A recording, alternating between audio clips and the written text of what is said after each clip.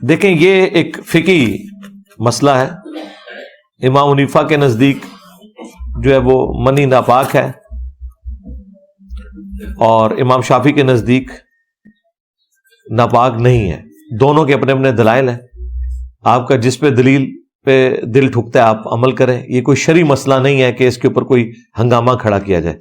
اس طرح کے جتنے احکامات قرآن و سنت میں آئے ہیں نا، جن کو ان اٹینڈڈ چھوڑا گیا ہے، واضح طور پر نہیں بیان کیا گیا، تو ان میں اللہ تعالیٰ نے ایک اجازت والا معاملہ کیا ہے. امام حنیفہ کے نزدیک دلیل یہ ہے کہ جو بخاری مسلم میں حدیث ہے، سیدہ عائشہ کہتی ہیں کہ نبی علیہ السلام کے کپڑوں پہ جب منی لگی ہوتی تھی تو اگر وہ گیلی ہوتی تو میں دھو دیتی، اور نبی علیہ السلام اس دھلے ہوئے کپڑے کو پہن کے نماز کے لیے چلے جاتے اور اس کے خشک ہونے کا انتظار نہیں کرتے تھے. یعنی اگر آپ نے کپڑے سے منی کو دھو دیا تو اب گیلے کپڑے بھی آپ اپنے جسم پہ پہن سکتے ہیں. آپ کو تو یہ بات بڑی حیران کن لگ رہی ہوگی کہ اس میں کون سی ایسی راکٹ سائنس ہے. جناب جب نیا نیا دین سکھایا جا رہا تھا اس وقت لوگ یہ بھی سوال پوچھتے تھے کہ اس کا خشک ہونا ضروری ہے کہ نہیں. دھو تو آپ نے دی، ابھی تو گیلا ہے کپڑا، کیا خشک ہو کے پاک ہوگا یا گیلی حالت میں بھی پاک ہی ہوگا؟ ہمیں تو آج پتہ ہے کہ گیلی حالت میں بھی پاک ہوگا، لیکن شروع میں جب کوئی بات بتائی جائے گی تو اس وقت یہ بھی ساتھ کلیئر کیا جائے گا نا. ہر قسم میں چپکڑ ہے نا بچوں، کوئی نہ کوئی گل رہ جائے گی. اچھا، اور بخاری مسلم میں یہ آتا ہے کہ اگر وہ منی خشک ہو جاتی کپڑوں پہ تو سیدہ عائشہ کہتی ہیں پھر میں اسے خورش دیا کرتی تھی، دھونے کی ضرورت نہیں ہوتی تھی، خورش کے اس کو پاک کر دیا جاتا تھا.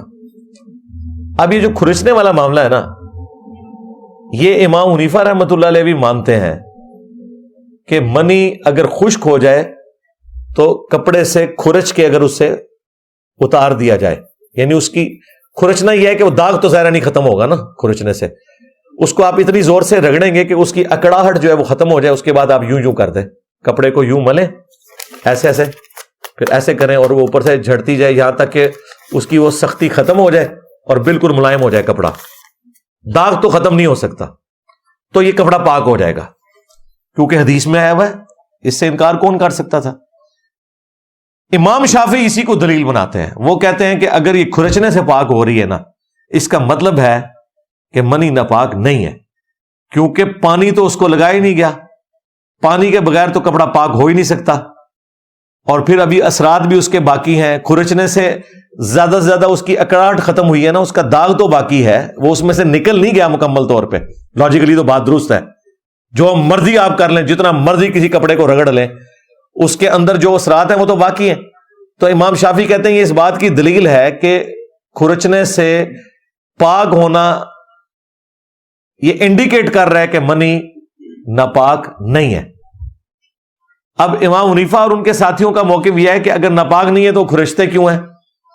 تو امام شافعی اس کا جواب یہ دیتے ہیں کہ کھرچتے اس لیے ہیں کہ ایک شخص کے اگر کپڑوں پہ لگی ہوئی ہے اور سامنے سے وہ کپڑے نظر آ رہے ہیں، وہ تو بھائی بلغم بھی لگا ہوا ہو اور سامنے نظر آ رہا ہو تو کراہت تو ہوتی ہے نا. اسی لیے اما عائشہ جو ہے وہ اگر گیلا ہوتا تھا تو دھو دیتی تھی تاکہ وہ اس کا وہ ایک بلغم سا ایک افیکٹ جو منی کا ہے وہ نظر نہ آئے. وہ دیکھنے میں ہی آکورڈ لگتا ہے. اور کھرچنے پہ وہ پاک اس لیے ہو رہی ہے کہ وہ کھرچنا اس لیے ضروری ہے کہ وہ اگر کپڑا اکڑا ہوگا پھر بھی دیکھنے میں معیوب لگے گا کہ یار اس کے اوپر کوئی چیز لگی ہوئی ہے، تو اس لیے وہ کھرچ دیتی تھی. یہ امام شافعی اس کا جواب دیتے ہیں. اور امام شافعی کی باقاعدہ ڈیبیٹ ہے امام حنیفہ کے شاگردوں کے ساتھ،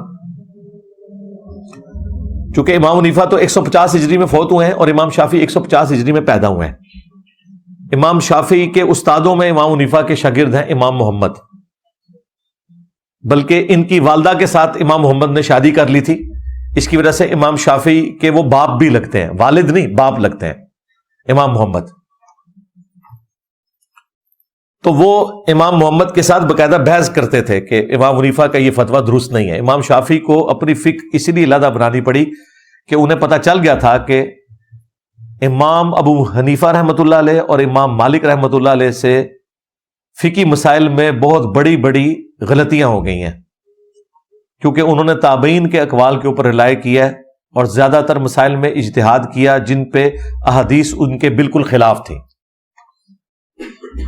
اور واقعی مس ہینڈلنگ ہوئی ہے، اس میں تو کوئی شک نہیں ہے.